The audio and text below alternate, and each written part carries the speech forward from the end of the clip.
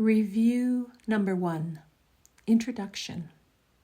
Beginning with today, we will have a series of review periods. Each of them will cover 5 of the ideas already presented, starting with the first and ending with the 50th. There will be a few short comments after each of the ideas, which you should consider in your review. In the practice periods, the exercises should be done as follows. Begin the day by reading the 5 ideas with the comments included. Thereafter, it is not necessary to follow any particular order in considering them, though each one should be practiced at least once. Devote 2 minutes or more to each practice period, thinking about the idea and the related comments after reading them over. Do this as often as possible during the day. If any one of the 5 ideas appeals to you more than the others, concentrate on that one. At the end of the day, however, be sure to review all of them once more. It is not necessary to cover the comments that follow each idea either literally or thoroughly in the practice periods. Try, rather, to emphasize the central point and think about it as part of your review of the idea to which it relates. After you have read the idea and the related comments, the exercises should be done with your eyes closed and when you are alone in a quiet place, if possible. This is emphasized for practice periods at your stage of learning. It will be necessary, however, that you learn to require no special settings in which to apply what you have learned. You will need your learning most in situations that appear to be upsetting rather than in those that already seem to be calm and quiet. The purpose of your learning is to enable you to bring the quiet with you and to heal distress and turmoil. This is not done by avoiding them and seeking a haven of isolation for yourself. You will yet learn that peace is part of you and requires only that you be there to embrace any situation in which you are. And finally, you will learn that there is no limit to where you are, so that your peace is everywhere as you are. You will note that, for review purposes, some of the ideas are not given in quite their original form. Use them as they are given here. It is not necessary to return to the original statements, nor to apply the ideas as was suggested then. We are now emphasizing the relationships among the first 50 of the ideas we have covered and the cohesiveness of the thought system to which they are leading you. Lesson 51. The review for today covers the following ideas.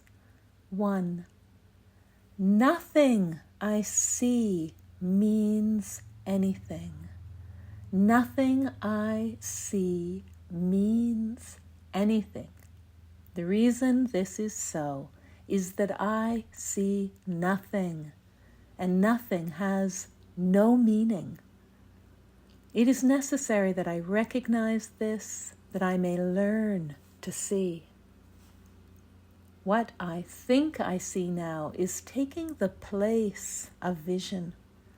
I must let it go by realizing it has no meaning so that vision may take its place. Nothing I see means anything. 2. I have given what I see all the meaning it has for me. I have given what I see all the meaning it has for me. I have judged everything I look upon, and it is this and only this I see. This is not vision. It is merely an illusion of reality, because my judgments have been made quite apart from reality. I am willing to recognize the lack of validity in my judgments because I want to see. My judgments have hurt me, and I do not want to see according to them. I have given what I see all the meaning it has for me. 3. I do not understand anything I see. I do not understand anything I see. How could I understand what I see when I have judged it amiss? What I see is the projection of my own errors of thought.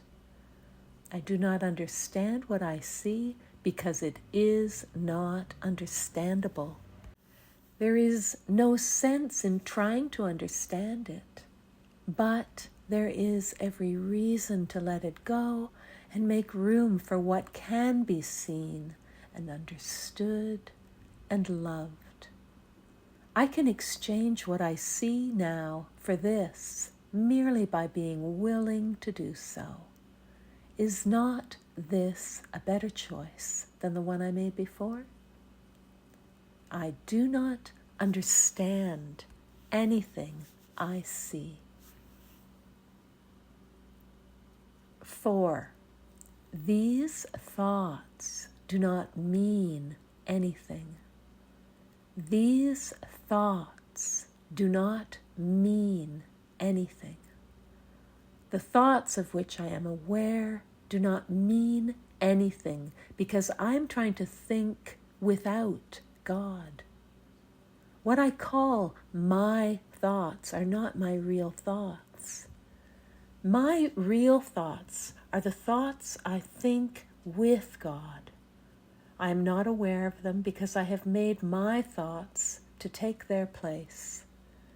I'm willing to recognize that my thoughts do not mean anything and to let them go. I choose to have them be replaced by what they were intended to replace. My thoughts are meaningless, but all creation lies in the thoughts I think with God. These thoughts do not mean anything. 5. I am never upset for the reason I think. I am never upset for the reason I think. I am never upset for the reason I think because I am constantly trying to justify my thoughts. I am constantly trying to make them true. I make all things my enemies so that my anger is justified and my attacks are warranted.